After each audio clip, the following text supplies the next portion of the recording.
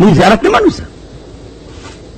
په خدای قسم ما بل کال زه دلی ته تلم، په دې نیت تلم چې د شاه ولی الله محدث دهلوي زیارت بکوما.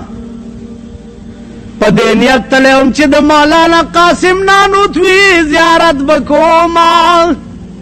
په دې نیت تلم چې د مولانا رشید احمد گنگوی زیارت بکوما. په دیوبند کې به د شیخ الهند او د مولانا حسین احمد مدنی زیارت کوما. په دې نیت دا ټکی مې یو تقریر کې وی، یو ملا ما ته وی چې شد رحال حدیث تیر دی چې ته په دې نیت هلته تللی. مال ته کوم ځای نه راغلی په دې مې پوه که ویلې هزارې نه.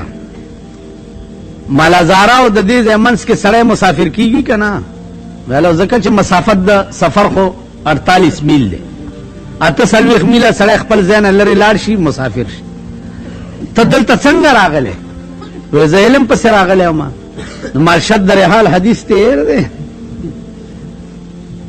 شد رحال حدیث خو که د اهل ظواهر و مذهب والی نو بیا قرآن زده کولو پسې هم گویا سفر به ناجایز شي. تاسو خیال راغلی؟ تاسو سره مستدل زمونږ داسې مونږ سره داسې دلایل دي احناف سره چې والله العظیم چې تاسو به اصحاب ظواهرو په خوب کې نه لیدل. خوب